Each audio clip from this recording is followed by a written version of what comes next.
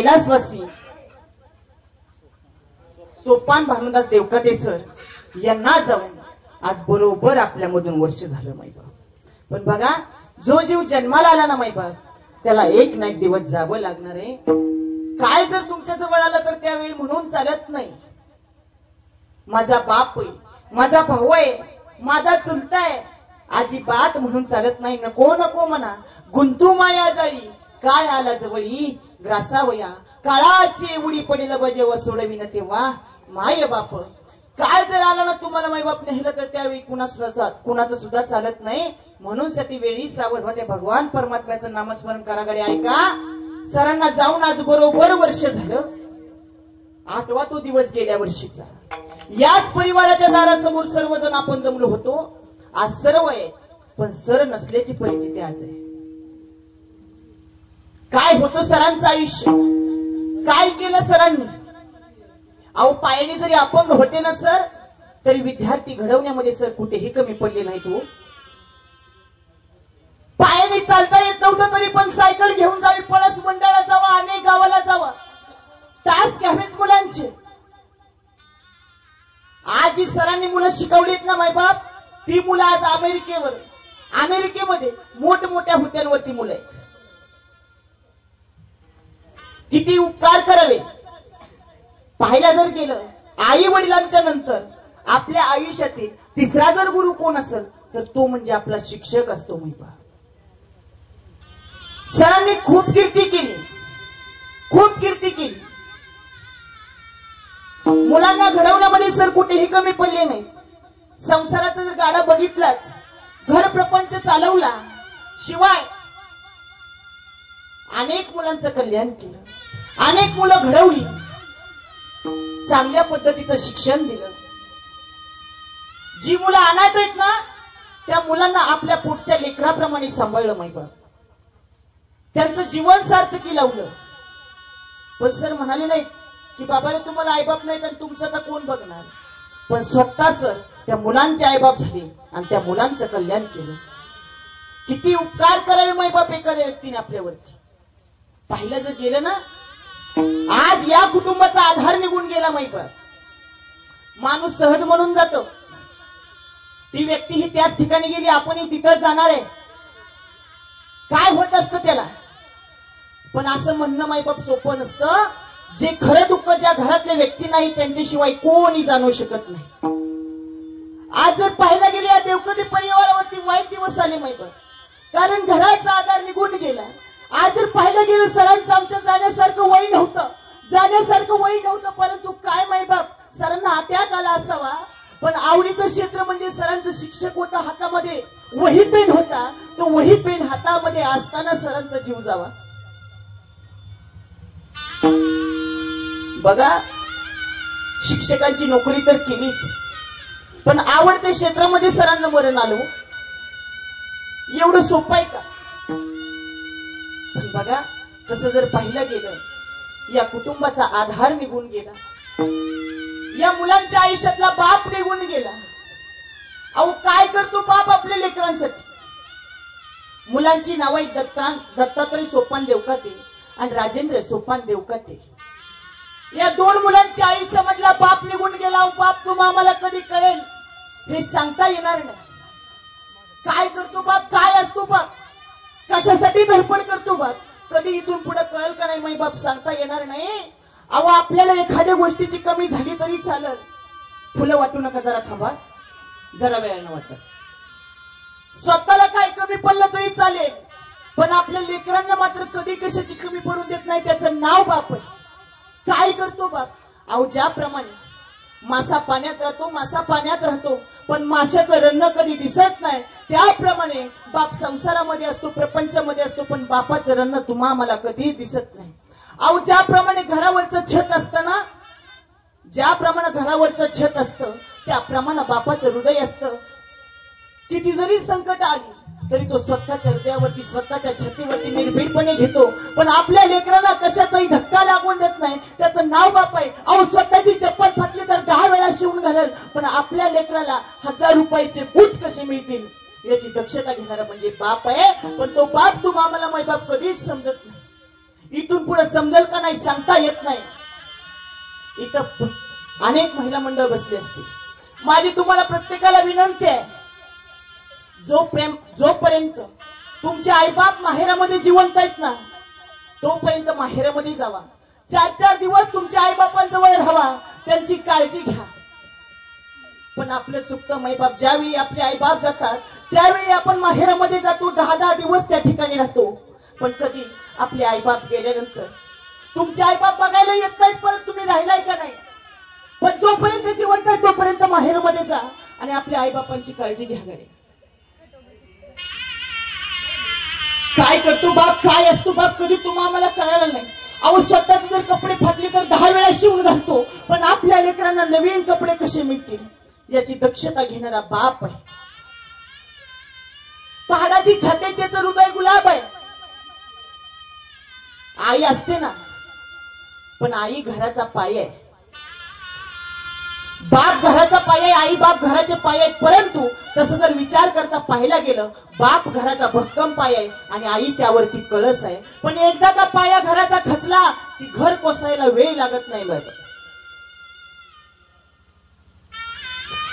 बाप घराचा तो पाया, आई कळस त्यावर. जेव्हा खचतून पाया तेव्हा कोसळते घर. घरातनं बाप निघून गेला, घरातनं बाप निघून गेला की घर कोसळल्याशिवाय राहत नाही माई बाप. अहो काय करतो बाप, काय असतो बाप, त्याची पहाडाची छाती, त्याची पहाडाची छाती, त्याचे हृदय गुलाब, त्याच्या घामाच्या थेंबाना हिऱ्या मोत्याचा रुबाब. बाप माझा स्वाभिमानी बाणा, बाप माझा कणखर कणा. हे बापाचं प्रेम आहे, हे बापाचं अस्तित्व आहे माहिती आहे. पण त्या बापाला जीवन जगताना कधी विसरू नका गड्या. अहो घरामध्ये जर कधी आला ना, कधीतरी तुमच्या आईचं कपाट उघडा, 5-25 साड्या आईच्या कपाटामध्ये पाहायला मिळतील. पण कधीतरी तुमच्या बापाचं कपाट उघडा, 5 ड्रेस सुद्धा त्या बापाला नसतील. कारण आपल्या लेकरा बाळांसाठी कधीच बाप कमी पडत नाही. अहो बाप आपल्या लेकरांना मारतो, मुलांना वाईट वाटतं आपला बाप आपल्याला मारतो. पण कशासाठी मारत असतो, त्याला वाटतं आपलं पोरग आयुष्यभर वाईट वळणाला नाही गेलं पाहिजे, म्हणून बाप आपल्या लेकरांना मारत असतो. तो बाप माई बाप आम्हाला कळायला पाहिजे. पाण्यातल्या माशाप्रमाणे त्या बापाच्या जीवाचा तरफड आहे. बाप दिसतो रे कसा, जसा पाण्यातला मासा, त्याच्या डोळ्यातला थेंब तुला दिसणार तसा. हे बापाचं प्रेम आहे. पण हा बाप या 2 मुलांच्या आयुष्यामध्ये राहिला नाही माई बाप. पण पाहायला गेलं, आमच्या सोपान सरांना एक मुलगी सुद्धा आहे, रतन विठ्ठल सातपुते. अहो बाप मुलांवरही प्रेम करतो, त्याप्रमाणे मुलीवर सुद्धा प्रेम करतो. पण कशा पद्धतीने करतो ऐका. अहो तळ हाताच्या फोडाप्रमाणे बाप आपल्या लेकीला जपत असतो माई बाप.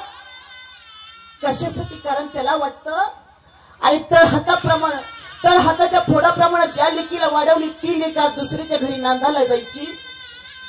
त्या बापाचं अंतकरण माई बाप खूप हळव आहे. मुलीचं लग्न होतं, मुलगी आई जवळ येते, आईच्या पाया पडते, आईला सांगते, आई आतापर्यंत मी तुझं खूप ऐकून घेतलं, पण आई ऐक, माझ्या बाबांना काही बोलू नको ग आई, माझ्या बापाचं अंतकरण हळवाय आई, मी तुझं खूप ऐकून घेतलं, पण आई अगं माझा बाप गेलाय तरी कुठं आई मला अजून दिसला नाही बघ. तेव्हा आईनं सांगावं, अगं त्याच्या काळजाचा तुकडा दुसऱ्याच्या घरी नांदायला जाणार ना, ते तुझ्या बापाला पाहत नाही बघ. एका मंडपाच्या कोपऱ्यामध्ये गेला, एका डांबाला धरून रडतोय तुझा बाप. पोरगी त्या बापाजवळ जाते, बापाच्या खांद्यावर हात ठेवते, दोघं समोरासमोर एकमेकाच्या डोळ्यामध्ये बघतात, मोठ्याने हंबरला फोडतात आणि एकमेकाच्या गळ्यात पडून रडतात. बाप साठवितो अश्रुवाट पाहे त्या क्षणाची, जन्मभराचे रडतो लेक जाताना सासरी. हे बापाचं प्रेम आहे. किती करावं या बापानं प्रपंचासाठी. त्याच्या फाटक्या सदर्याला कशी ठिगाळ जोडल्याली उभ्या आयुष्याला त्यानं, कशी कातर लावल्याली मला कसस होत या, मला कसस होत या, कुणी बाबा म्हणताना मला कसस होत या, कुणी बाबा म्हणताना उरी हुंदका दाटतो या, गोष्ट बापाची सांगताना माझ्या डोळ्यातली आसव, माझ्या डोळ्यातली आसव, कुणी मायेनं पुसताना माझ्या डोळ्यातली आसव, कुणी मायेनं पुसताना उरी हुंदका दाटतो या, गोष्ट बापाची सांगताना. माय बाप, ही मेलेल्या प्रेताची मुलं रडतात, आपल्या बापाकडे बघून रडतात. त्यांना वाटतं आपल्या डोक्यावरचं छत्र हरवलं, आपल्या डोक्यावरचं आभाळ निघून गेलं.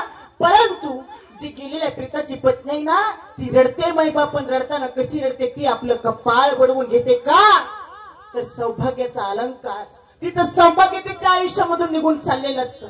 आणि सौभाग्यवतीला लागतं काय हो मावशी? काही लागत नाही. ती पतिव्रता दुसरं काय मागत नाही, देवाला फक्त एक मागते. देवा, तिथल्या कामाला यश दे, धन धान्याला भरकता दे, धनी माझा सुखी राहू दे, आणि कपाळाचं कुंकू जन्माला जाऊ दे. हे पतिव्रतेचं मागणं आहे. कशासाठी? आपल्या पतीसाठी. पण आमच्या पारुताईंच्या आयुष्यामध्ये, पारुताईंच्या आयुष्यामध्ये त्यांचा पती निघून गेला. काय मागत नाही पती? पत्नी आपल्या पतीला काही मागत नाही. फक्त धनी, तुम्ही मला माझ्या डोळ्यासमोर दिसला, हे 4 काळे मणी आणि बोटभर कुंकू धनी माझा शोभा वाढवते, यापेक्षा मला काही नको. ती पत्नी काय म्हणते बघा, सौभाग्याचा जोड आपला बांधला देवानं, कुंकवाच्या आयुष्यभर ठेवलं मी जाण. आज तुमच्या सारखे पती मला मिळाले भाग्यवान, 4 चौघामध्ये मला मिळतो मानपान. अहो नको बंगला गाडी, हव नाही सोन्या नाण्याची, लाज राखते मी माझ्या काळ्या मन्याची, लाज राखते मी माझ्या काळ्या मन्याची. हे पत्नीचं प्रेम आहे. अहो पत्नी रडते. एक सांगू का, माणसाच्या आयुष्यामधला जोडा मायबाप कधीही फुटू नये. ऐका, पती गेल्यानंतर मागं राहणारी पत्नी लेकाच्या संसारामध्ये धुना भांडी करून कशी तरी 4 भाकरी करून तरी खाईल. पण पतीच्या आयुष्यातील जर पत्नी निघून गेली ना मायबाप, स्वतःच्या हातानं त्या पतीला सर्व करावं लागतं. ज्याने कधी हाताने तांब्या भरून घेतला नाही, ज्याने कधी आंघोळीला जाताना स्वतःचा टॉवेल घेतला नाही, पण पत्नी जर त्या पतीच्या आयुष्यामधून गेली, त्या व्यक्तीला, त्या पतीला सुद्धा असंख्य दुःख व्यथना आहे. परंतु माझं सांगण्याचं तात्पर्य ऐका, जोड माणसाच्या आयुष्यातील कधीच फुटू नये. खूप मोठं दुःख त्या परिवाराला आहे. तुमच्या बापाची चप्पल जर घराच्या बाहेर असली, येणाऱ्या जाणाऱ्या व्यक्तीची नजर वाकडी करून बघायची हिंमत नाही तुमच्या घराकडे. हे बापाचं प्रेम आहे, हे बापाचं अस्तित्व आहे. अहो काय करतो बघ, कष्ट करतो, घाम गाळतो, आपल्या लेकरा बाळांना शिकवतो, त्यांचं रक्षण करण्यासाठी कधीच कमी पडत नाही. त्याचं नाव बाप आहे. कष्ट करोनी, घाम गाळोनी, कष्ट करोनी, घाम गाळोनी, हा किती दिला मासी आधार, बाबा थोर तुमचे उपकार, बाबा थोर तुमचे उपकार, बाबा तुमचे उपकार. घरासाठी जिजवली काया, घरासाठी जिजवली काया, घरासाठी जिजवली काया, घरासाठी जिजवली काया. आमावर दलाली रूपेची छाया, आमावर दलाली रूपेची छाया. कष्ट करो